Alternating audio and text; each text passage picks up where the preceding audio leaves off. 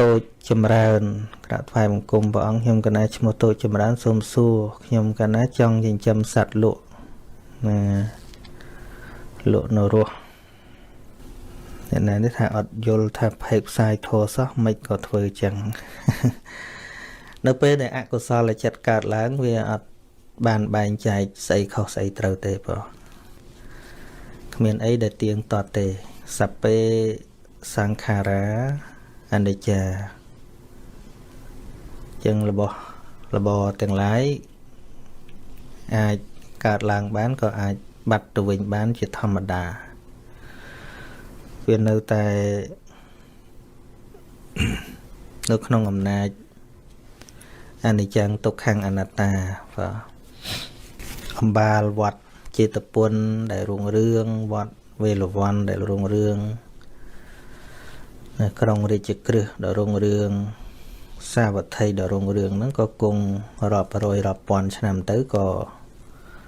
ត្រូវវិនិច្ឆ័យអន្តរធានទៅ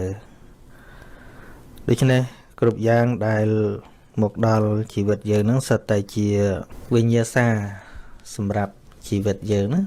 ហ្នឹងបាត់តិចតួចរបស់ខាងក្រៅហើយចុងក្រោយយើងនឹងត្រូវបាត់ទាំងអស់ណាបាត់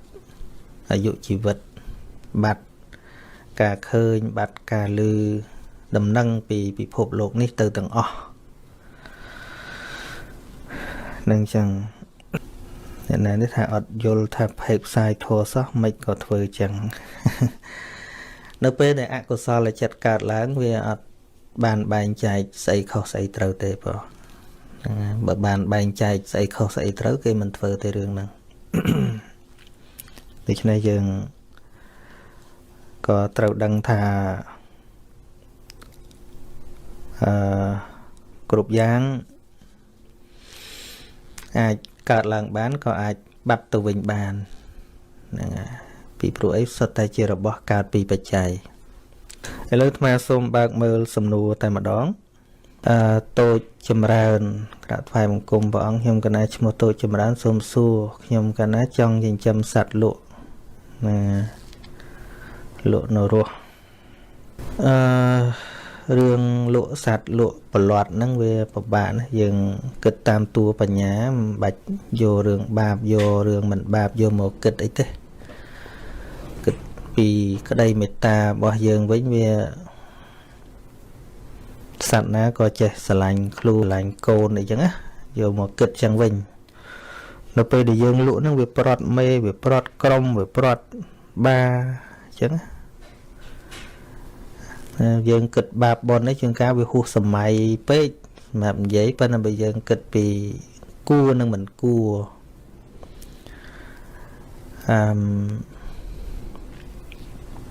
ដូចមនុស្សយកសត្វហ្នឹងយកមកធ្វើជាលបែងកំសាន្តក៏មានថាលក់រស់ស៊ីទៅរស់ស៊ីយកមកលបែងកំសាន្តក៏មានចឹងបានពួកបរទេសខ្លះគាត់គិតណាមិនទាំងអស់ទេគាត់គិតឃើញយើងដាក់សត្វទុកមើលអីហ្នឹងគាត់ថាយើងដាក់គុកវាញោមអុកញ៉ាម្នាក់នៅភ្នំពេញនេះដែលគាត់នេះអុកញ៉ាជារតនាគាត់ប្រាប់អាត្មាគាត់ថាគាត់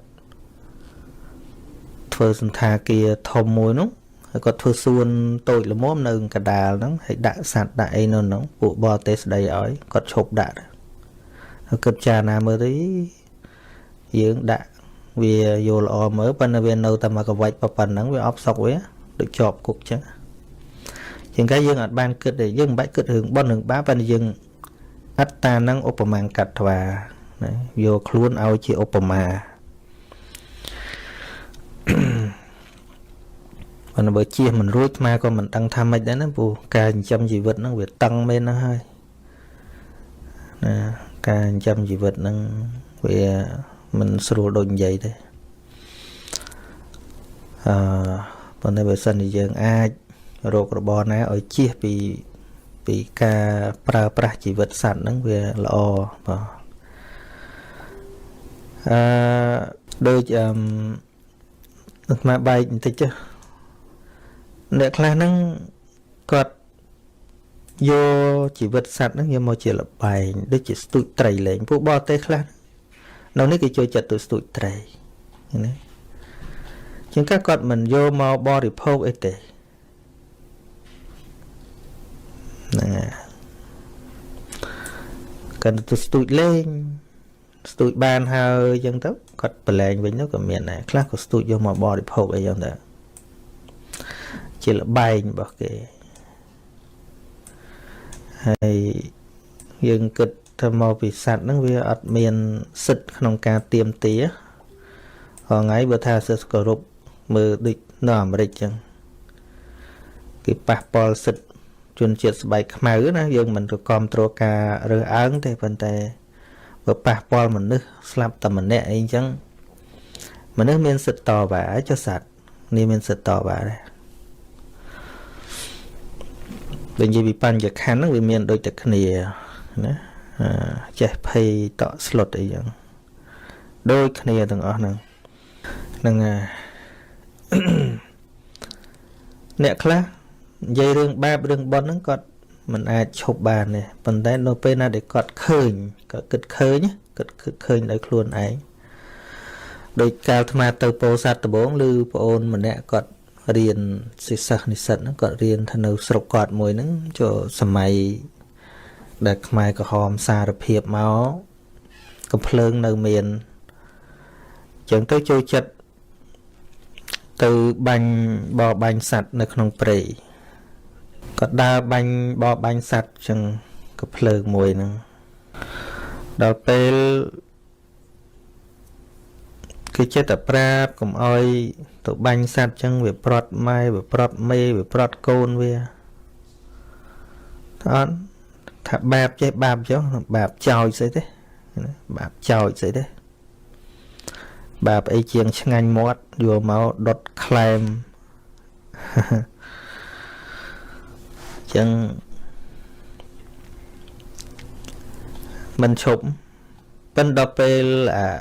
ហេតុបច្ច័យដល់ព្រមចេះគិតចេះពិចារណា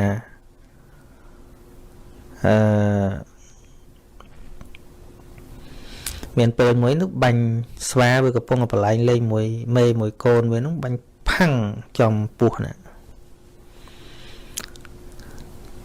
មកកណាត់ខ្លួនហ្នឹងវាធ្លាក់មកក្រោមឯដៃនៅតោងមេឃឈើបានអញ្ចឹងទៅខំលើកខ្លួនវាឡើងធម្មតាស្វាវាកមែមកមើមណាប៉ុន្តែពេលហ្នឹងវាឈឺវាមិនអត់កមែមកមើមអីទេទេខំលើកខ្លួនវាឡើងទៅលើហើយយកកូនមកអោបឲ្យអឹមហើយឈាមហ្នឹងវាចិត្តទៅហូរមកអញ្ចឹងទៅក៏អាលេះដៃធ្លាក់មកកូនហ្នឹងនៅយំចែកនៅលើដើមឈើហ្នឹងទៅហើយស្វាហ្នឹងក៏ហូរទឹកភ្នែក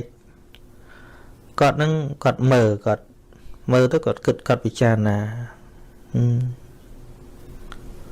ចេះកើតទុកចេះឈឺចាប់មិនតែមនុស្សណាសត្វវាចេះចឹងដែរនេះអត់បាច់ស្ដាប់លោកទេសនាណាទេបញ្ញាវាកើតឡើងឃើញទេកុសលញាណសម្បយុទ្ធហ្នឹងកើតឡើងពេលហ្នឹងបុណ្យកើតឡើងខណៈហ្នឹងចិត្តដែលចេះពិចារណាថាសត្វហ្នឹងក៏វាចេះកើតទុកចេះឈឺចាប់ស្ដាយសំណោះគ្នានៅពេលដែលវាបែកបាក់គ្នាចឹងដែរ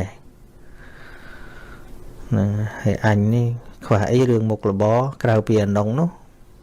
ឃើញទេគាត់ក៏បោះកភ្លើងចោលក្នុងព្រៃហ្នឹងអត់យកកភ្លើងហ្នឹងមកវិញបោះចោលឈប់ទៅបាញ់សត្វហ្មងកុំពីណាបបួលទៅបាញ់សត្វទៀតអត់ទៅអានេះវាខ្លាំងជាងស្ដាប់លោកទេសនា100ក្រេទៅទៀតអញ្ចឹងកុសលដែលពុទ្ធចង់ដាស់តឿនសត្វលោកហ្នឹងកុសលរបៀបហ្នឹងអាកុសលដឹងខ្លួនកុសលញាណសម្បយុទ្ធហ្នឹងគឺថាវាដឹងហ្មងដឹងថាស្អីគុណស្អីទោសស្អីគួរស្អីមិនគួរចេះគិតឧបមាឃើញទេអាហ្នឹងឯងបាទអញ្ចឹងមានពេលខ្លះនិយាយទៅរឿងបាបរឿងបុណ្យហ្នឹងស្ដាប់ទៅវាសំតិចឡើងជ្រិញណារឿងបាបរឿងបុណ្យហ្នឹងណាប៉ុន្តែលក្ខណៈបញ្ញាវាកើតឡើងវាចេះពិចារណាអញ្ចឹង